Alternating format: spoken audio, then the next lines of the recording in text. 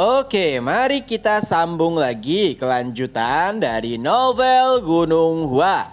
Kini kita berpindah ke sisi lainnya. Chung Myun dan 5 pedang tengah berlarian tanpa henti untuk menuju wilayah Jiangxi, tempat di mana si peniru berada. Tapi sayangnya setiap orang nampak sangat kelelahan. Mereka belum beristirahat semenjak pergi dari Gunung Hua. Dan tentu saja mereka pun mulai mengeluh. Bahkan Baekchun sampai menahan Chung Myun untuk berhenti sejenak.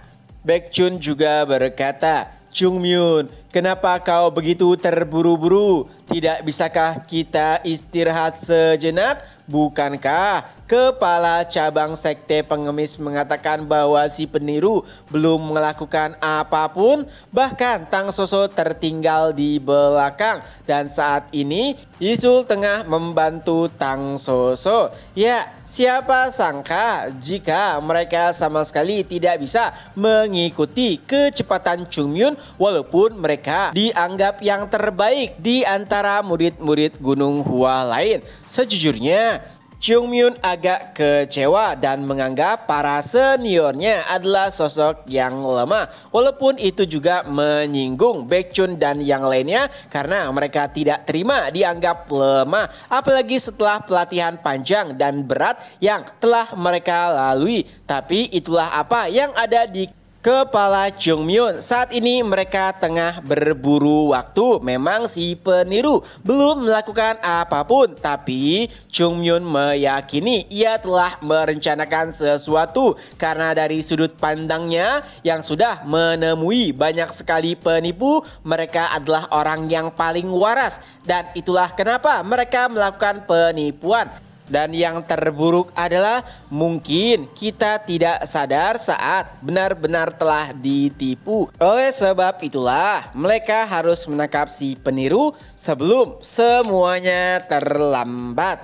Perkataan Chung Myun memang benar, tapi jika mereka terus berlari tanpa istirahat, mungkin merekalah yang akan sekarat bahkan sebelum mencapai Jiangxi.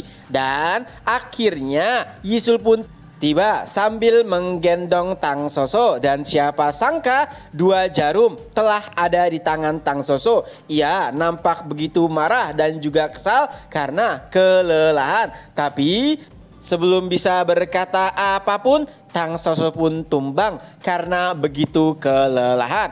Melihat situasi yang telah terjadi, pada akhirnya Chung Myun pun memutuskan untuk beristirahat sejenak dan akan langsung melanjutkan pengejaran tanpa henti setelahnya.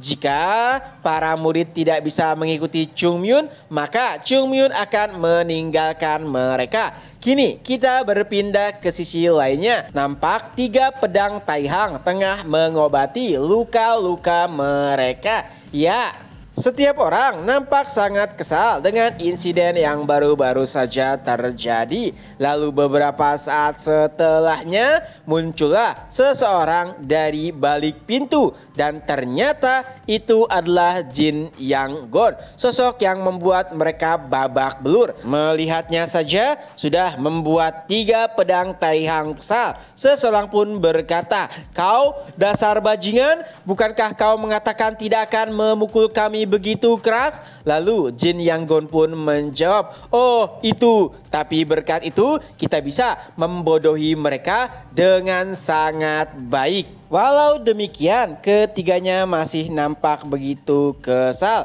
Pukulan Yang Gon begitu kuat dan itu mungkin bisa menyebabkan kematian. Tapi Yang Gon menanggapinya begitu santai. "Ayolah, ada terlalu banyak mata yang mengamati. Jika aku begitu lembek, bukankah orang-orang akan curiga?" Sejujurnya mereka masih tidak menerima perkataan dan perbuatan Yang Gon. Tapi yang tertua dari 3 pedang Taihang menghentikan juniornya sambil berkata, "Hentikan, sudah cukup. Apa yang ia katakan benar. Jika kita sedikit saja membuat kesalahan, maka orang-orang akan langsung menyadari dan hidup kita mungkin akan berakhir juga." Mendengar perkataan yang tertua, mereka yang masih muda pun akhirnya berusaha untuk menahan diri. Lalu yang tertua juga berkata kepada Yangon untuk tidak menghubungi mereka atau bertemu dengan mereka terlebih dahulu, karena jika hubungan mereka terungkap maka seluruh rencana yang telah mereka persiapkan akan hancur begitu saja. Dan pada akhirnya Yangon pun meninggalkan mereka semua. Dan setelahnya terjadi perbincangan antara anggota 3 pedang Taihang. Seseorang berkata, "Senior, apakah kita bisa mempercayainya?" Lalu yang tertua pun menjawab, "Tentu saja, tidak ada yang aku percayai selain para juniorku." Ia langsung sadar jika Yangon adalah orang yang licik. Jadi setelah semuanya berakhir, ia tidak ingin menjalin hubungan apapun lagi dengan si licik Yangon. Tapi yang termuda masih mengkhawatirkan apa yang akan terjadi jika ada yang salah, dan itu juga mungkin akan mencoreng nama Sekte Ujung Selatan. Mendengar nama Ujung Selatan malah membuat saudara tertua menjadi kesal. Mereka memang bagian subsekte dari Sekte Ujung Selatan, tapi Sekte Ujung Selatan tidak memberitahukan mereka untuk melakukan penutupan gerbang ataupun pelatihan tertutup, dan itu merugikan setiap subsekte karena tidak memiliki akses untuk berjumpa dengan sekte utama mereka. Bisa dikatakan hubungan antara subsekte dengan sekte utama adalah seperti hubungan ayah dan anak atau orang tua dan anak,